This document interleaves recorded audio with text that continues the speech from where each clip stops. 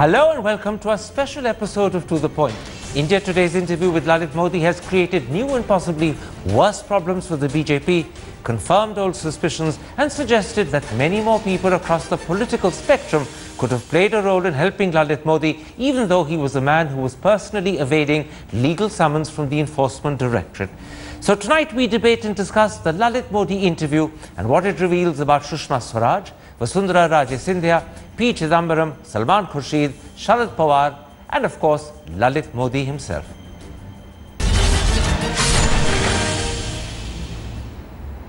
And joining me now for the next 1 hour, the Congress Party's Rajasthan President and former Minister Sachin Pilot, BJP Lok Sabha MP Kirit Somaiya, who should be with us soon, JDU MP, best-selling author and diplomat Pavan Verma, the founding editor of The Wire.in Siddharth Varadarajan, and one of the country's best-known sociologists, Shiv Vishwanathan.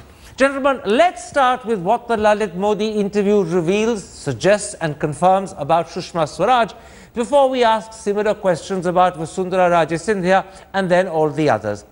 Siddharth Varadarajan, the one thing this interview has confirmed is that Lalit Modi was a very close friend of the Swaraj family for decades. Her husband was his lawyer for over 20 years. Her daughter was his lawyer for 4 years. In these circumstances, when Modi contacted Swaraj for help, should she have acted or should she have recused herself and given the task either to the Foreign Secretary or the Minister of State? I think she should have broad-based the decision-making process within the ministry on how to respond to Mr. Lalit Modi's request. You know, he had said there was a humanitarian concern. She should have activated the Foreign Secretary and the Ministry of External Affairs in general to look into the nature of this humanitarian request and to come up with proposals, if indeed the humanitarian reasons were compelling, for how easily and best to resolve this issue. The fact that she chose not to consult anybody within her ministry is now more or less a matter of public record, because we've seen reports that Sujata Singh, who was the Foreign Secretary at the time, was not in the picture. The fact that she did not consult the Finance Ministry, which was in a way the nodal ministry for prosecuting or for investigating Lalit Modi, is also apparent. So why she chose to not bring into the picture professionals who could have, in a way, given their assessment on how best to handle this, especially given her own proximity to Mr. Modi and the obvious conflict of interest, is something that's a bit of a mystery to me. She's a seasoned politician. She really ought to have brought more officials and perhaps other ministers into the picture before proceeding to offer in the kind of relief that she did.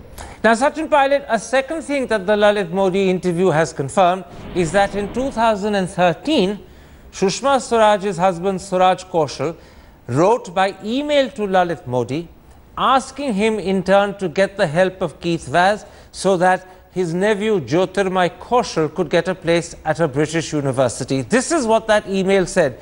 Keith is next only to the Prime Minister in England and can help. And then, as requested, Lalit Modi approached Keith and Keith did agree to help. Do you believe this suggests some sort of quid pro quo, in return for which, when she was asked for help, she willingly helped out Lalit Modi? I think what is far more intriguing than that, Karan, is the fact that we really haven't got any clarification from any quarters, barely stating that the minister acted on humanitarian grounds doesn't suffice. I think if there is no quid pro quo, then the first thing we should hear is a denial from the person concerned. And the fact of the matter is that the gentleman who the minister helped, Mr. Lalit Modi, is not someone who one would associate with a lot of philanthropy or a lot of a social cause person. He is someone who's an absconder. He has evaded Indian law, and to help him in any which way, especially when you're occupying a position under oath, under the constitution, is blatantly wrong. It's illegality, it's impropriety, it's going out of the ambit of law. So I think the people of this country want to hear from the Prime Minister that this whole slogan about na khaunga na khane dunga How long will that hold true? The mask has come off now and he must stand up and act. You can't defend the indefensible. The Congress party has asked for the resignation of the foreign minister and the chief minister because we believe that people who generate black money, who have severe cases of FEMA violations, of illegal transactions, match fixing, betting, IPL scandals, such a person is being given outright help. And then the government of India says it's okay. Now the finance minister said yesterday that the person, Mr. Modi, Lalit Modi, will be arrested, charge-sheeted and prosecuted if the Indian agencies can get his hands on him. On the other hand, he says it's okay to help him because of humanitarian causes. Now there's a contradiction there. Absolutely. Which of those two is true? Kirit Somaiya, the two things that the Lalit Modi interview have confirmed are, first of all, that there was a serious and really debilitating conflict of interest when she helped close family friends, someone her husband had been a lawyer for 20 years, her daughter had been a lawyer for 4 years. And the second thing that's been confirmed is that just a year earlier, her husband had approached the same Lalit Modi by email for help in securing a place in a British university for his nephew. Now, when she was responding to Lalit Modi's request for help, she was clearly returning the favor. Both of those have been seemingly confirmed by the Lalit Modi interview. How do you respond to that gross impropriety by your minister?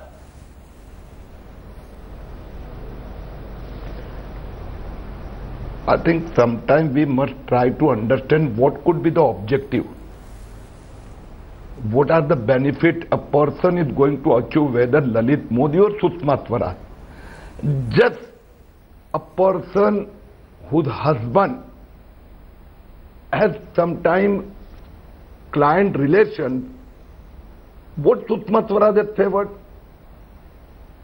Now, when Chidambaram and Congress coming out so openly and aggressively, what they were doing for several years. No, let's not go to Chidambaram. Don't deflect the subject. Stick to Sushma Swaraj, please. I've asked you a clear question. The audience deserves an answer. If you believe the audience are your voters, give them an honest answer. As I told you categorically, Ms. Sushma Swaraj has clarified that on humanitarian ground, she certainly appealed to the authorities, but other than that, what are the connection or what are her fault? Now to connect her husband in this issue, quid pro quo or something like that, I think this is just to create an issue, nothing more than that. Pavan Verma, let me draw your attention to something else. It's now also been confirmed by the Lalit Modi interviews that the British authorities did not approach Sushma Swaraj for clarification. She responded to a request that was made directly by Lalit Modi. She then took the initiative to speak to the British High Commissioner. So she initiated the move, ringing up the British High Commissioner and telling him that she or the Indian government would have no objection if travel papers were granted to Lalit Modi. Then there was a confirmatory call that she received from Keith Vaz, and once again she gave the same message. Does it change things that we now know she wasn't approached by the British, she took the initiative to approach them? Does that change matters? Does it put a worse complexion on it for you? Well, Karan, I've kept silent on this issue, but let me say I have the highest respect for Sushma Swaraj ji. But I do believe that in a matter like this, whether it's error of judgment or conflict of interest, the full facts must be placed in the public realm, and the fact that on a proactive suo motu basis she took the initiative to contact the British High Commissioner and Mr. Keith Vaz seems to cast a very poor light on the functioning of government. Why do I say this? Is because government, as Mr. Jaitley and Rajnath Singh said, this is a collective responsibility. Here the Ministry of External Affairs appears to be acting as though it's in a silo, without consulting the Ministry of Finance, where the Enforcement Directorate had issued those notices to Mr. Lalit Modi, who was an absconder. So without consultation this happened, casts a very poor light on the functioning of the government. Purely from this point of view, because the ministers now admit in defense that it was a collective responsibility. Where is the collective action? It was an initiative taken by a minister individually to help an individual. The extent of the wrong now needs to come into the public realm. Okay. One line answers on a microblogging site or one-line denials are not going to suffice. Shiv Viswanathan, let me raise this by asking a sort of moral question and put that to you. Is it okay to show compassion to an absconder or an evader of legal summons in such a way that you end up undermining the government's decision to revoke his passport, something which incidentally the government at the same time was defending in court? Is it okay to do that?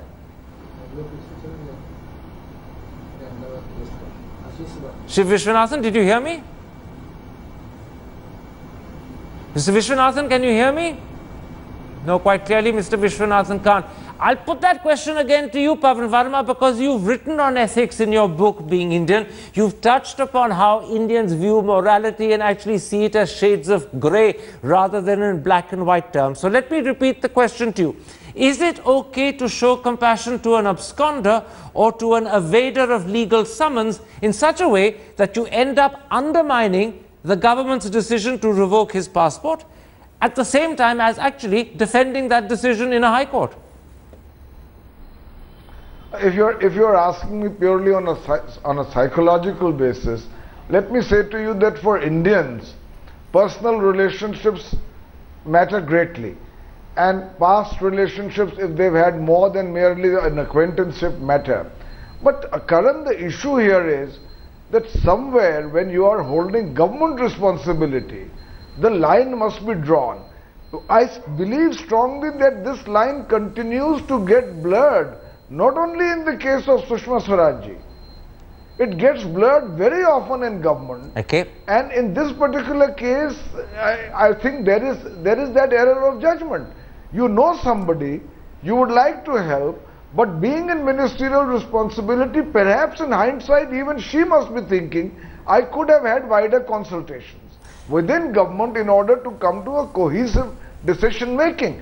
That is what was absent. Okay. And I worry because I believe also, let me add, Karan, that a full-scale war has broken out in the BJP internally, sure, which is affecting the coherence of government, its effectiveness and its performance. I've got Shiv Viswanathan back, and I want to put that question to him before I then move on and start talking about Vasundhara Raje Scindia. Shiv Viswanathan, it's a moral question, and I want you to give me an answer as one of India's most highly regarded sociologists.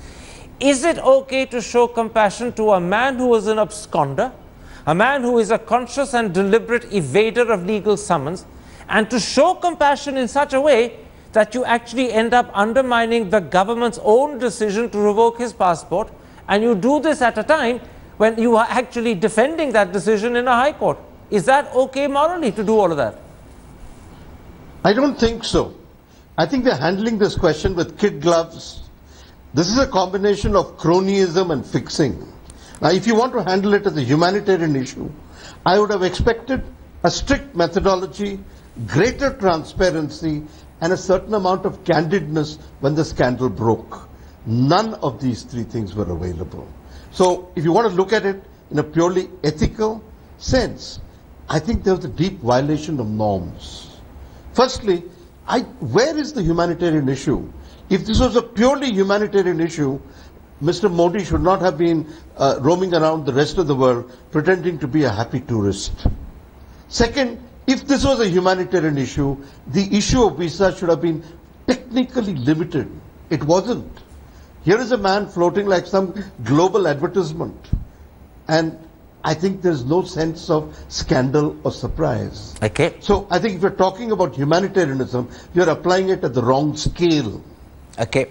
This is charity, but it's not any kind of humanitarianism. One more question on Sushma Swaraj before I turn to Sachin Pilot and discuss Vasundhara Raje Scindia. I'm very conscious that he is in fact her principal opponent in Rajasthan. But one more question on Sushma Swaraj, and I'll put that to you, Siddharth Varadarajan. The Prevention of Corruption Act, section 13(1)(d)(3) says, and I'm quoting, a public servant is said to commit the offence of criminal misconduct if he, while holding public office as a public servant, obtains for any person any valuable thing or pecuniary advantage without any public interest. Those last four words are critical, without any public interest. Was there any public interest served by helping Lalit Modi obtain a British travel document? Because if there wasn't, then doesn't it suggest that Sushma Swaraj is guilty of violating Section 13 of the Prevention of Corruption Act? I think the BJP, in their wildest sort of approach to this whole crisis, will not dare to make the claim that the intervention of Sushma Swaraj to get Lalit Modi his travel document was in the public interest. So manifestly, a plain reading of that section of the Prevention of Corruption Act would suggest that Ms. Swaraj has fallen foul of it. I don't know what the history in terms of cases filed under this provision have been and how successful prosecutions that involve this provision have been in the past, but I would imagine that her involvement as a public official in giving Mr. Lalit Modi something valuable, which was a travel document, but more importantly, the respectability of somebody who then is able to travel the world and continue to deny the Indian Enforcement Directorate the ability to interrogate him or to put questions to him. I think that was a thing of enormous value that Sushma Swaraj gave him, and clearly there was no public interest. That was against the public interest. Very quickly, Kirit Somaiya, I'm going to give you a chance to respond before I go to Sachin Pilot and turn to Vasundhara Raje Scindia. You've just heard Siddharth Varatharajan say that prima facie, there's no public interest served whatsoever in helping Lalit Modi get a British travel document, and therefore Sushma Swaraj prima facie could be guilty of breaching Section 13(1)(d)(3) of the Prevention of Corruption Act. And by the way, if she is, that is criminal misconduct. Now, how do you respond to that? Say, everybody knows, you also aware, criminal conspiracy or misconduct. What happened? What is the issue? A person, wife, sick, ill, asking her husband to come there. Sushma ji is going on record that yes, she has requested. No, where is the crime? You can say that it could have been avoided, one can say. But where is the criminal conspiracy? Okay. Where is the corrupt practices? All right, that's here on. And now everybody, one can differ. Okay, you may mean one lady, wife is suffering and asking her husband to be brought here. No, I'm afraid, Kirit Somaiya, you're misunderstanding the very language of Section 13(1)(d)(3). I'll accept your answer as your defense, but I will point out for the audience that the section says something very specific. A public servant is said to commit the offence of criminal misconduct if he, while holding public office as a public servant, obtains for any person any valuable thing. That British travel document is definitely a valuable thing without any public interest. And clearly there's no public interest in getting Lalit Modi a British travel document. But I'll accept your defense on behalf of Mrs. Swaraj, because you were courageous to do something that no one else from the BJP has agreed to today, which is to come on air and defend her. Let's now, gentlemen, turn to Vasundhara Raje Scindia. She is, as we all know, the second top BJP leader who has been severely compromised by Lalit Modi. Sachin Pilot, do you believe that she signed a statement supporting, and I'm quoting, any immigration application that Lalit Modi makes, literally any immigration application, because that's carte blanche, on the strict condition that my assistance will not become known to the Indian authorities? Do you believe she signed it? Because she says she didn't. Well, first of all, this allegation has not come from the Congress party or anybody else. It has been given to the world by the lawyer of Shri Lalit Modi. And the fact that the first statement is that this support of immigration application must not be made public, it clearly shows that she knew that she's crossing the line of the law when helping someone who's absconding from Indian agencies. And I believe that is violation not only of the law of the land, but also impropriety. She was a leader of opposition in Rajasthan at that time, and she very well knew that here is a man who's involved in all sorts of criminal activities, and I'm going out to help him. That's why the safety clause of don't tell this to anybody else, I think it's an open and shut case in terms of what she's been doing to help him out there in terms of getting those travel documents. And I think there is not even the excuse of doing it on humanitarian grounds, because there is no such excuse made in that statement or from the side of the Chief Minister. Therefore, I believe her position has been severely compromised. It's untenable, and there are other allegations now. For example, the state government of Rajasthan has signed an MOU with the same hospital in Portugal, which is treated Shri Lalit Modi's wife.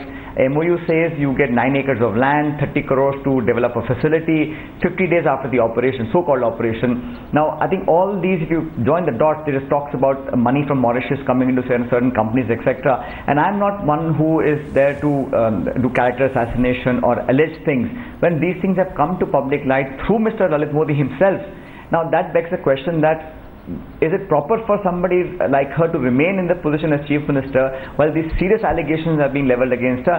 And I think as time goes on, every hour things are unfolding. So therefore, now it's up to the Prime Minister, really, because he's someone who says that he talks to the country almost every day. He tweets about everything. Why is he keeping quiet on this very important issue?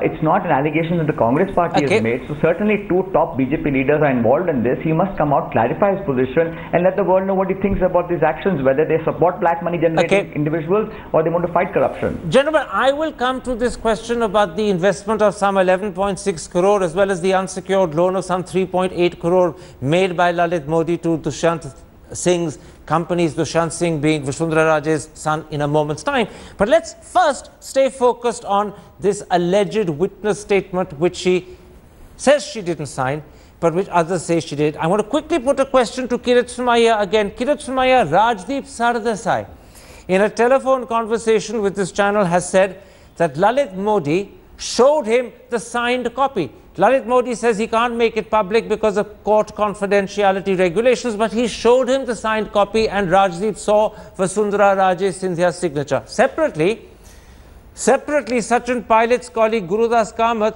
today at a press conference has quoted another letter written by Vasundhara Raje Scindia where she confirms she signed the statement.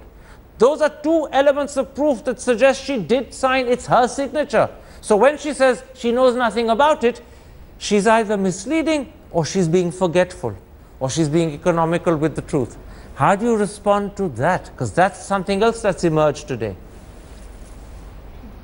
Once again, see, whether Vasundhara Raje signed that document or not, there is one issue that Vasundhara ji herself has clarified.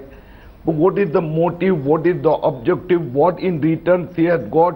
What was her authority, in which capacity she has signed, if she has signed, and how it has been used or abused, and who was ruling at that time, where the ruling person was influenced by Vasundhara Raje. Everything has to be brought out. Okay, that's a reasonably credible answer which I'll put to Pavan Verma. He's saying that in fact whether Sushma signed it or not, there's no way I beg your pardon, whether Vasundhara signed it or not, there's no way Vasundhara Raje Scindia benefited from doing so.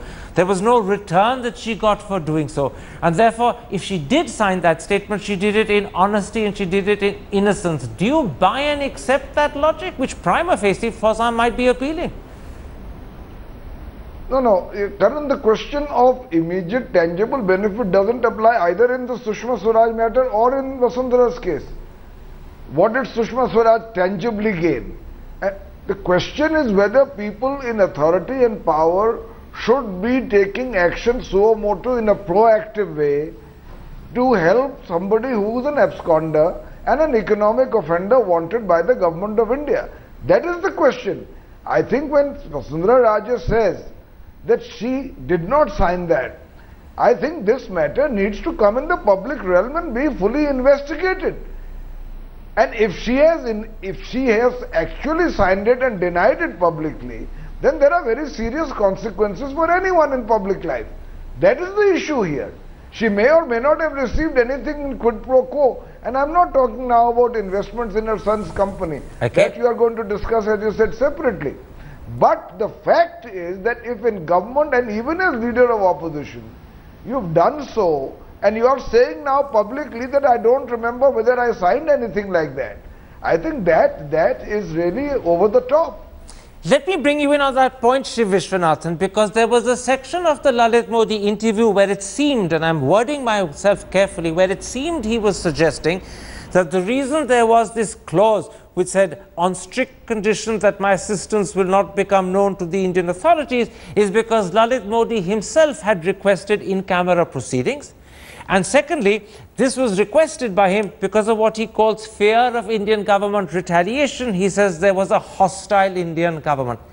As a sociologist, as a man who understands certain legal matters, does that provide a sufficient explanation for this strange clause that she's supporting his immigration application on the strict condition that my assistance will not become known to Indian authorities? Does that explanation suffice? I don't think so. I think a leader, especially an opposition leader at that time, should have had a certain candidness, a certain transparency. Now, if you're going to go through, make this a labyrinth, then it will always sound like this Vasundhara Raje riddle. I think it's fairly clear. And I think everyone here is handling it very coyly. I think when there is cronyism, you don't need direct contracts. An affirmation of reciprocity is enough. And when there's fixing and cronyism between cricket politics, I think we're facing a different kind of situation. Okay. I think there is something deeply immoral about this situation that we have to confront. Let's come, Siddharth Varadarajan, quickly to the revelation in this morning's Indian Express, which also has been confirmed by Lalit Modi separately to Rajdeep Sardesai, that he did invest some 11.6 crore in Dushyant Dave's company when he purchased shares that were allegedly at a face value of rupees 10 for something close to a lakh.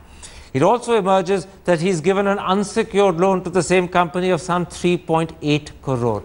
Now, clearly, transactions between two individuals are not criminal. But does this smack to you of crony capitalism? Is it reminiscent in some way about the relationship that Robert Vadra had with DLF? Or are those just journalistic comparisons which are exaggerated? The similarities or connections are so striking, Karan, that it shocks me that the Prime Minister has maintained his silence so far. The allegations are very, very close to the kind of allegations which the Haryana government today under a commission of inquiry is probing, when they're looking at why it is that Robert Vadra was given favors by DLF. It's a different matter that they don't appear very keen to investigate DLF. But the fact of the matter is that when a private company passes on an obvious pecuniary benefit to the relative of an important politician, this has to set off all kinds of alarm bells. And I think that if the Prime Minister does not act...